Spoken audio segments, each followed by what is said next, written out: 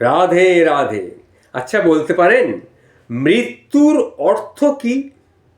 যদি না পারেন তাহলে জেনে নিন।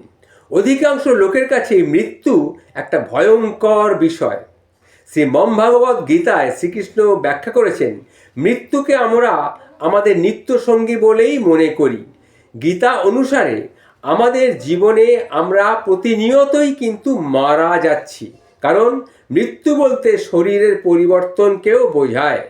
এই শরীর পরিবর্তনশীল, আমাদের জীবনে একটা আমূল পরিবর্তন প্রতিনিয়তই হচ্ছে। কীরকম? যেমন ধরুন, 6 মাস বয়সে যাকে দেখেছেন তাকে যদি 5 বছর বয়সে দেখেন তাহলে খুব সম্ভব আপনি তাকে চিনতে পারবেন না।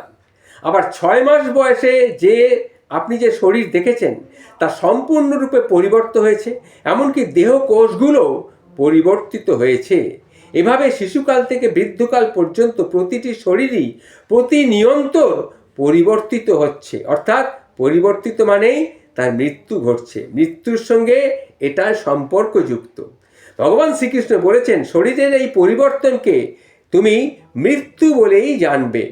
ঠিক যেমন কেউ শৈশব থেকে যৌবন, যৌবন থেকে বার্ধক্য, ঠিক একইভাবে মৃত্যুর সময় এক দেহ ত্যাগ করে অন্য দেহ ধারণ করে আমাদের এই শরীর। যেমন কুরুক্ষেত্রের যুদ্ধে পরিবারের অনেক সদস্য নিহত হবেন ভেবে অর্জুন এতই বিমর্ষ হয়ে পড়েন যে তিনি যুদ্ধ করার ইচ্ছেটাকেই হারিয়ে ফেলেন। তাই তিনি বলেন, এমনকি আমি যদি ত্রিভুবনও লাভ করি তবু আমি আমার এই ভাতৃদের অর্থাৎ আমার ভাইদের, আমার আত্মীয় স্বজনদের আমি কিছুতেই মৃত্যু নিশ্চিত করতে পারবো না। পরিবারের সদস্যদের আসন্ন মৃত্যু নিয়ে তিনি খুব চিন্তিত ছিলেন। অর্জুনকে এই চিন্তামুক্ত করার জন্যে ভগবান শ্রীকৃষ্ণ তাকে মৃত্যু সম্পর্কে বিস্তারিত অনেক কিছু বলেছিলেন। মৃত্যু বলতে আসলে কি বোঝায়? কিছু মানুষ মনে করে মৃত্যু মানেই সব কিছু শেষ হওয়া।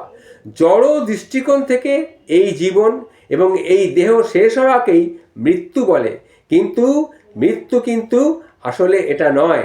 নিত্য আত্মার কখনো মৃত্যু হয় না, এটা জেনে রাখবেন। জয় শ্রীকৃষ্ণ, জয় শ্রীকৃষ্ণ, জয় শ্রীকৃষ্ণ।